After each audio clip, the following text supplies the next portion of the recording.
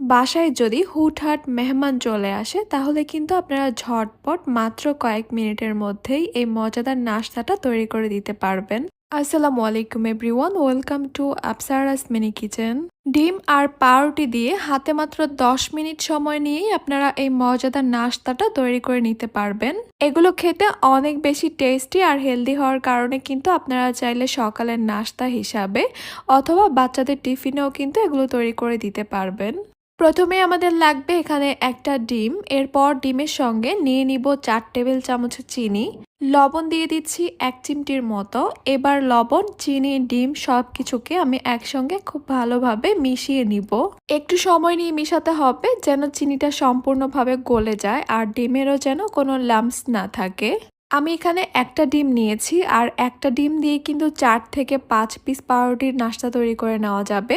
পাউরুটি যদি বেশি পরিমাণে নেন তাহলে কিন্তু এখানে ডিমের পরিমাণটাও বাড়িয়ে নিতে হবে।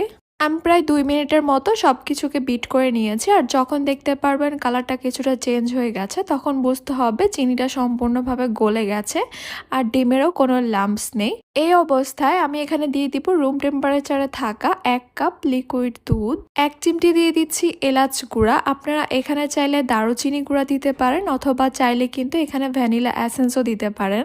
আবারও সবকিছুকে একসঙ্গে একটু ভালোভাবে মিশিয়ে নিচ্ছি। সবকিছু ভালোভাবে মিশিয়ে নেওয়া হয়ে গেলে এই মিশ্রণটাকে আমি একটা সাইডে রেখে দিচ্ছি। এরপর আমি পাউরুটিগুলোকে রেডি করে নিব।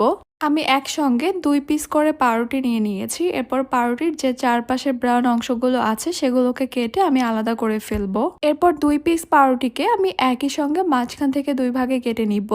এইভাবে 5 থেকে 6 পিস পাউরুটিকে আমি 2 পিস করে কেটে নিয়েছি। আপনারা আপনাদের প্রয়োজন অনুযায়ী এভাবে কেটে নেবেন।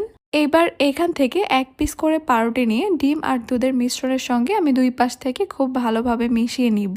একটা কাঁটা চামচের সাহায্যে এই ডিম আর দুধের মিশ্রণের সঙ্গে পাউরুটির পিসটাকে খুব ভালোভাবে আমি ভিজিয়ে নিচ্ছি।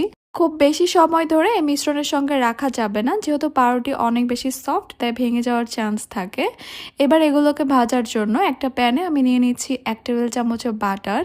বাটারটাকে প্যানের চারপাশে খুব ভালোভাবে ছড়িয়ে দিচ্ছি। এরপর যখন বাটারটা মেল্ট হয়ে যাবে তখন আমি পাউরুটির পিসগুলো এখানে দিয়ে দিব। একসঙ্গে বেশ অনেকগুলো করে ভেজে নেওয়া যাবে তাই আমি একসঙ্গে অনেকগুলো দিয়ে দিলাম।